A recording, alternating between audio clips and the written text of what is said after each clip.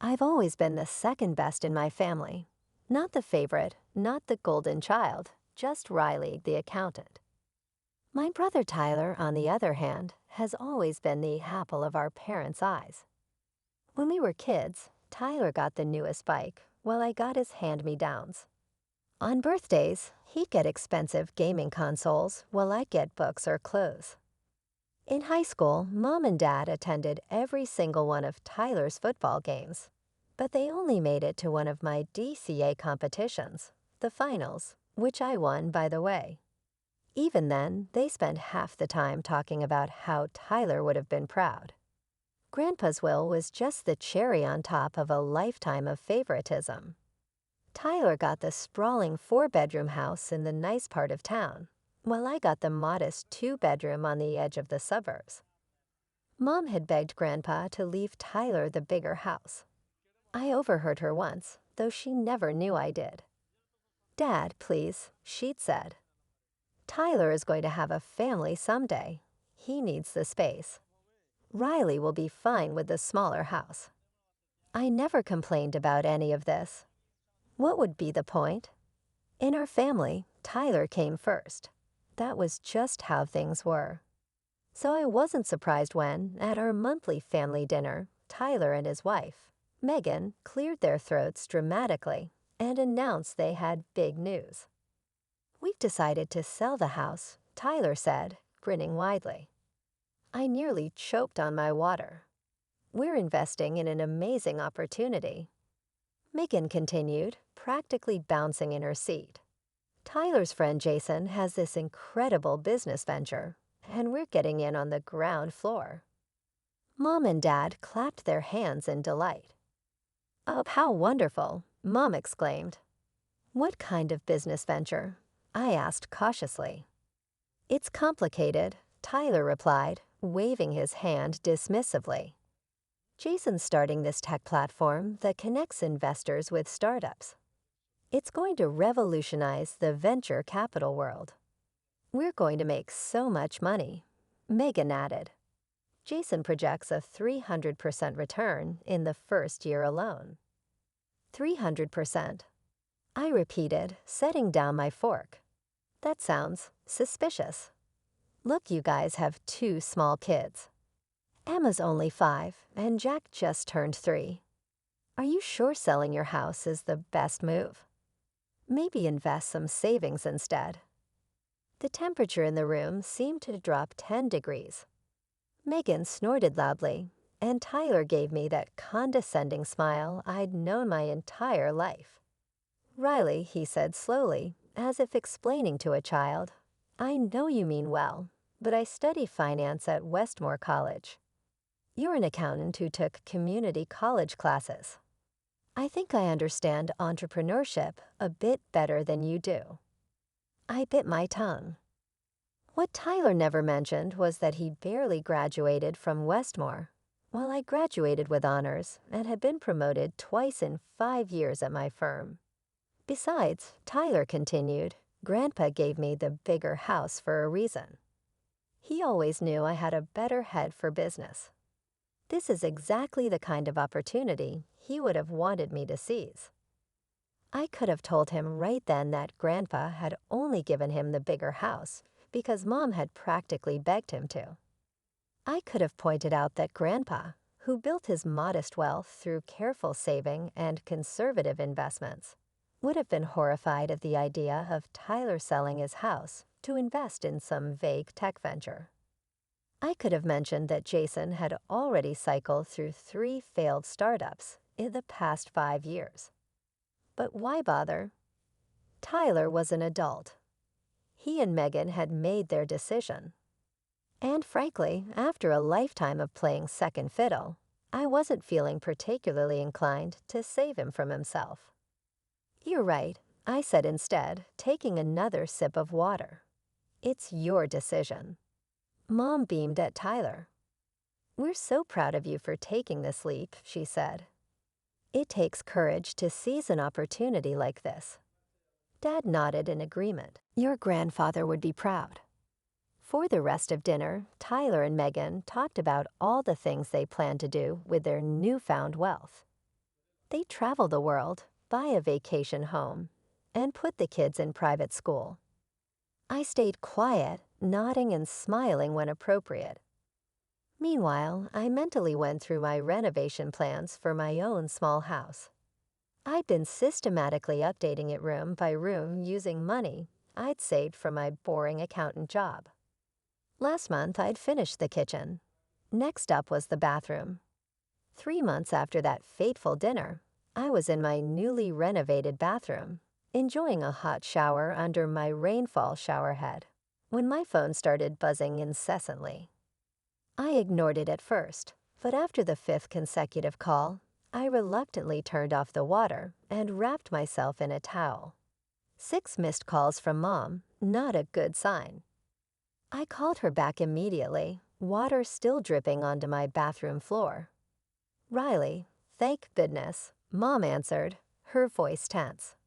"Can you come over? It's about Tyler." An hour later, I pulled into my parents' driveway and immediately noticed something odd: a mountain of luggage and boxes piled on the front porch. Before I could even ring the doorbell, the door swung open, and I was nearly knocked over by Emma and Jack, who came barreling into my legs. "Auntie Riley," Emma cried, "we're staying with Grandma and Grandpa now." I looked up to see my mother standing in the doorway, her face drawn and tired. Behind her, Tyler was pacing back and forth, phone pressed to his ear, while Megan sat on the couch, staring blankly at her laptop. "What's going on?" I asked, though I already had a pretty good idea. Mom ushered me inside and closed the door.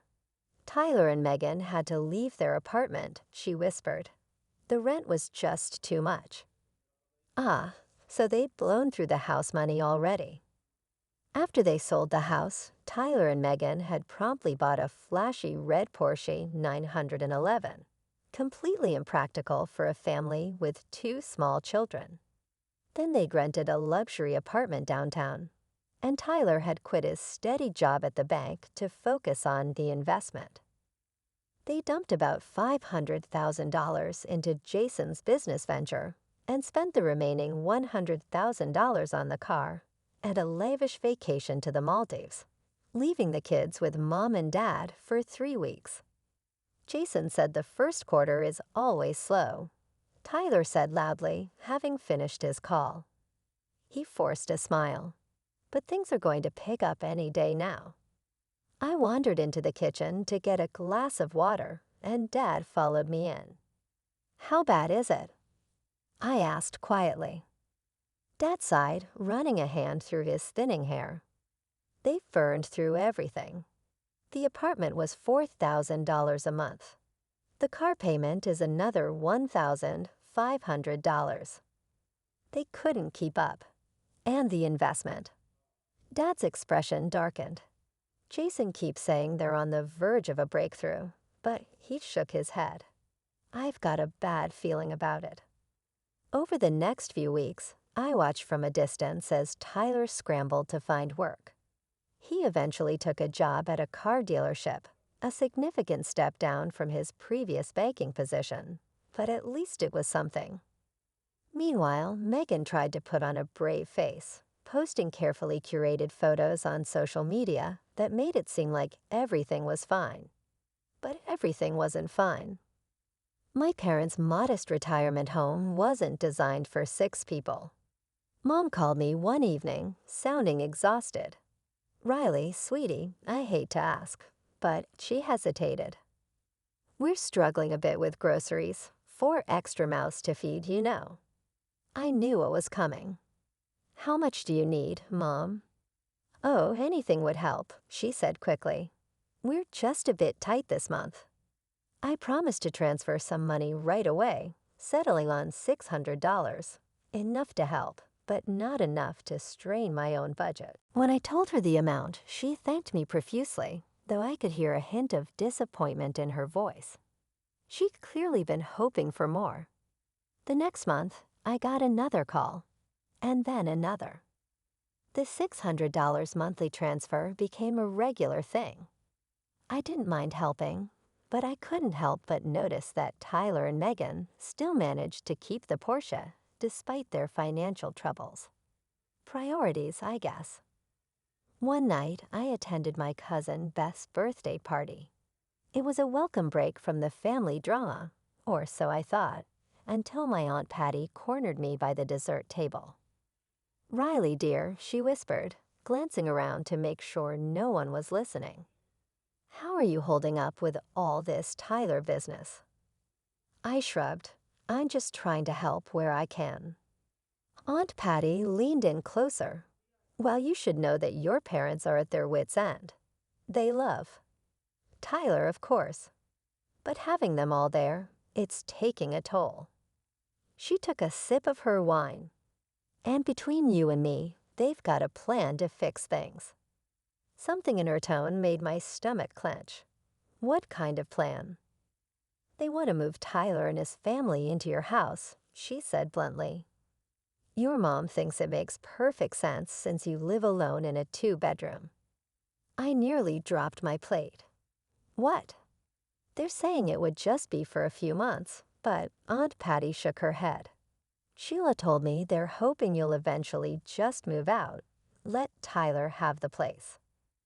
I stood there frozen as Aunt Patty squeezed my arm sympathetically. "I thought you should know. It didn't seem right, them plotting behind your back." The party continued around me, but I barely noticed. All I could think about was the audacity of it all. They weren't just planning to ask me to take in Tyler's family. They were planning to push me out of my own home. As I drove home that night, my mind was racing. I knew what was coming. The guilt trips, the family pressure, the inevitable, "it's just temporary," that would somehow become permanent. And once Tyler and his family moved in, I'd be expected to pay the bills, clean up after them, and eventually give up my own space entirely. No, not this time. I wasn't going to let them take advantage of me again. When I got home, I poured myself a glass of wine and sat at my kitchen table, thinking. By the time the glass was empty, I had a plan. The next morning, I walked into my boss Dave's office without an appointment. He looked up from his computer, surprised. "Riley, everything okay? Remember that accounting position at the Pittsburgh branch?" I asked, not bothering with small talk. "Is it still open? I want the job." Dave leaned back in his chair, studying me. "That's a senior position, Riley. More responsibility, different environment. It's a big move." "I'm ready for it," I said. "I've been here 5 years. I've consistently exceeded my targets. My performance reviews are excellent. I'm qualified." Dave nodded thoughtfully. "Well, I can't say I want to lose you here." But he smiled. "You'd be great for the position. Let me make a few calls." He paused. "The position starts in 4 weeks. That enough time for you to get your affairs in order?" "Perfect," I said, already mentally calculating my next steps. As soon as I left Dave's office, I called my friend Jenna, who worked as a realtor. "I need to sell my house," I said without preamble. "As quickly as possible." "Well, your place is in a good neighborhood, and you've done those nice renovations." She thought for a moment. "If we price it aggressively, we could probably get offers within a week. But Riley, are you sure about this?" "Never been more sure of anything in my life," I said firmly. The next 2 weeks were a whirlwind. Jenna worked her magic, and we had 3 competing offers within 5 days of listing. I accepted the highest one, $285,000, which was $45,000 more than I'd paid for it 4 years ago. Not bad for a small house. Meanwhile, I researched apartments in Pittsburgh, focusing on areas close to the company branch. Real estate was cheaper there than in my current city, and I found a beautiful 1-bedroom in a modern building with a gym and a rooftop terrace for $220,000. I made an offer immediately and started the purchasing process. Through it all, I told no one in my family what I was doing. Mom called twice, once to thank me for the monthly money transfer, and once to casually ask if I'd be free for dinner next Saturday. "We have some things we want to discuss with you," she said, trying to sound nonchalant. "Sure, Mom," I replied, equally casual. "I'll be there." I arranged for a moving company to pack and transport most of my belongings to a storage facility in Pittsburgh, scheduled for the day before the family dinner. I kept only what would fit in 2 suitcases, enough clothes for a couple of weeks, my laptop, and a few personal items. The day after the movers left, I checked into a modest hostel downtown. It felt strange sleeping in a twin bed with strangers in the room, but it was only temporary. Just 3 more days until I flew to Pittsburgh Saturday evening. Arriving, I drove to my parents' house for the last time. I parked a block away, not wanting my packed car to give anything away. As I walked up the familiar path to the front door, I took a deep breath. This was it, the confrontation I'd been avoiding my whole life. Mom answered the door with a tight smile.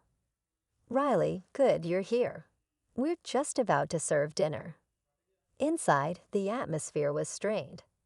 Dad sat at the head of the table, looking uncomfortable. Tyler and Megan were there too, both wearing expressions that attempted to be pleasant, but came across as smug. The kids were nowhere to be seen. We exchanged a few empty phrases. Finally, Mom set down her fork. "Riley, honey, we wanted to talk to you about your house." "What about it?" I asked innocently. "Well," Mom continued, her voice taking on that persuasive tone she'd used my entire life, whenever she wanted me to give something up for Tyler's benefit. "Your father and I have been thinking it might make sense for Tyler and his family to stay with you for a little while, just until they get back on their feet." I looked at Tyler, who was studying his plate. Megan was watching me, a hint of challenge in her eyes. "For how long?" I asked, knowing full well what the answer would be. Tyler shrugged. "Not sure yet. Things are starting to look up with the investment, though. Jason says we're due for a big breakthrough any day now." I had to suppress a laugh. 3 months later, and he was still clinging to that fantasy. "I don't think that's a good idea," I said, my voice tighter than I intended. "I mean, my house is pretty small. There are only 2 bedrooms.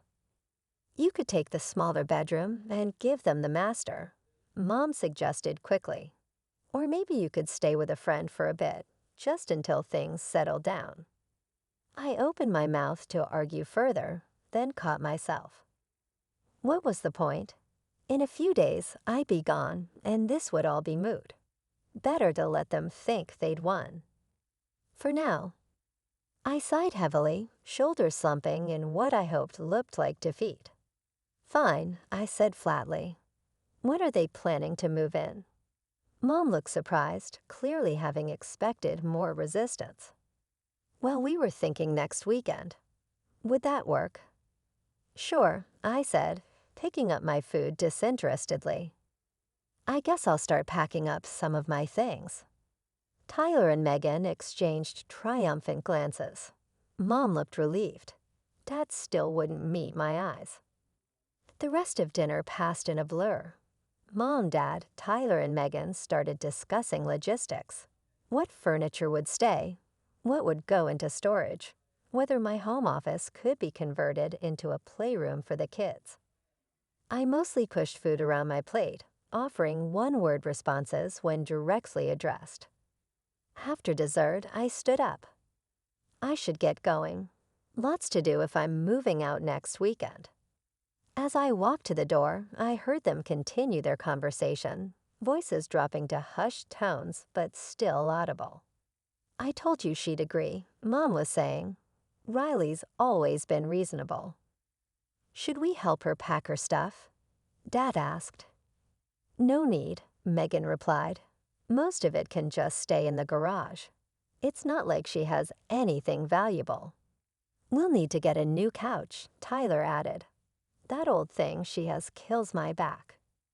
I closed the front door quietly behind me, their voices fading as I walked away.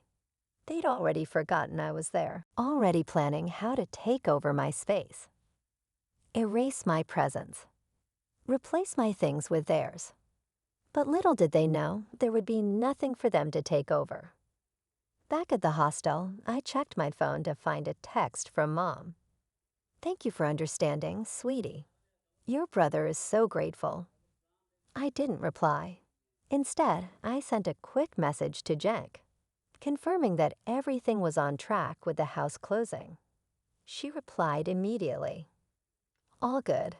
New owners get keys on Thursday." The next morning, I woke up early, checked out of the hostel, and headed to the airport. As the plane took off, carrying me toward my new life in Pittsburgh, I felt a weight lifting from my shoulders. My new apartment would be ready in 2 days. My new job started in a week. I had about $65,000 left from the house sale after buying the apartment, which I planned to invest, conservatively of course. Unlike some people I knew, my first week in Pittsburgh passed in a pleasant blur. I settled into my new apartment, a sleek one-bedroom with floor-to-ceiling windows and a view of the city skyline. The neighborhood was vibrant, full of small cafes and boutiques, lined the streets of my new neighborhood. My new job came with a corner office and a 15% raise. Everything was going perfectly. Until Thursday evening. Exactly 1 week after I'd left town, I was unpacking the last of my kitchen boxes when my phone exploded with notifications. 27 missed calls in the span of 2 hours. 15 from Mom, 8 from Dad, 4 from Tyler. Dozens of text messages, each more frantic than the last. I knew exactly what had happened. Today was the day Tyler and his family were supposed to move into my house. I could picture it perfectly. Tyler pulling up with a rented truck full of their belongings, knocking on the door, and finding strangers living there. I poured myself a glass of wine and settled onto my new couch, debating whether to respond or simply block their numbers. Before I could decide, my phone rang again. "Mom." Against my better judgment, I answered. "Riley Elizabeth Harper." My mother's voice was so loud I had to hold the phone away from my ear. "What have you done?" "Hello to you two, Mom," I said calmly, taking a sip of wine. "Don't you dare act innocent. Tyler just went to your house with a moving truck, and there's another family living there. They said they bought it 2 weeks ago." "That's correct," I replied. "The Andersons, lovely couple, 2 teenage kids. They got a great deal." There was a stunned silence. Then, "You sold your house without telling anyone. How could you do something so underhanded?" I nearly choked on my wine. Underhanded? That's rich, coming from the person who was planning to push me out of my own home. Another silence. Then, in a much quieter voice, "Where are you, Riley?" "Pittsburgh. I got a promotion. Senior accountant at the branch office here." "Pittsburgh." Her voice cracked. "So you just left? Without saying goodbye? Without telling anyone? Kind of like how you were planning to kick me out of my own house without asking first." I pointed out. "That was different. Mom insisted. We're family. We needed your help." "No, Mom. Tyler and Megan needed a bailout for their bad decisions. And instead of holding them accountable, you decided I should be the one to sacrifice. Again, like always. That's not fair. Isn't it? My entire life, it's been Tyler first, Riley second. When we needed new school clothes, Tyler got the expensive ones. When we both had events, you went to his.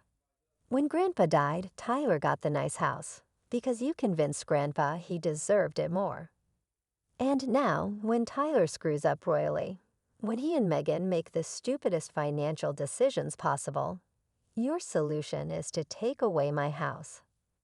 My home that I worked for, that I've been fixing up room by room with my own money. No, not this time. The line went quiet for so long I thought she might have hung up. Then, in a voice colder than I'd ever heard from her, "I don't know who you think you're talking to, young lady, but I am still your mother, and as of this moment, I no longer consider you my daughter." I had prepared myself for anger, for guilt trips, for manipulation. But this still hurt more than I expected. "I think we both know that's always been the case, Mom," I said quietly. "Oh, and I'm canceling the monthly transfers. The $600 I've been sending for Tyler's family, that's done." She went silent again, and I could practically hear the gears turning in her head. Her anger at me versus her need for my money. "We don't want your money," she finally said. But her voice lacked conviction. "Good," I replied. "Because you're not. I'm not getting it anymore. Goodbye, Mom." I hung up before she could respond and blocked her number. Then I blocked Dad, Tyler, and Megan for good measure. Almost immediately, my phone buzzed with texts from unfamiliar numbers. Tyler using Dad's phone, Mom using a friend's. I turned off my phone completely and finished my wine in peaceful silence. The next day, I bought a new phone with a new number. I shared it only with my closest friends, my new colleagues, and a few extended family members I still trusted, like Aunt Patty, who sent me a congratulatory bouquet when I told her what I'd done. 6 months passed. I thrived in my new position. I made new friends. I dated a bit, nothing serious. Most importantly, I lived life on my own terms, without the shadow of my family's expectations hanging over me. Occasionally, I thought about them. I wondered if Tyler and his family were still living with my parents. If the investment had ever paid off. I doubted it. If Mom and Dad were still covering their expenses. I wondered if they ever reflected on how they treated me. If they ever regretted it. But mostly, I didn't think about them at all. One Sunday morning, as I was enjoying coffee on my balcony, my phone rang. A number I didn't recognize, but with my hometown area code. I almost didn't answer, but curiosity got the better of me. "Hello, Riley." It was my cousin Beth. "I hope it's okay that I got your number from Aunt Patty. I thought you should know what's going on here." A knot formed in my stomach. "What is it?" "Tyler and his family are still at your parents'. They're having money problems, big ones. The investment was a total scam. Jason took off with everyone's money months ago." "Can't say I'm surprised," I murmured. "Yeah, well, your parents are struggling too. They're behind on bills because they're supporting 4 extra people. Your dad had to come out of retirement to work part-time at the hardware store." I said nothing, waiting for the guilt trip, the plea for me to send money again. But Beth surprised me. "I'm not telling you this because I think you should help," she said quickly. "Actually, the opposite. Everyone in the family is talking about how you were the smart one, getting out when you did. Even your mom has admitted, privately, to my mom that they shouldn't have tried to take your house." After we hung up, I sat on my balcony for a long time, watching the city below. I felt no satisfaction in my family's struggles, but no guilt either. They had made their choices. I had made mine. For the first time in my life, I had chosen myself, and I would never go back to being second best again.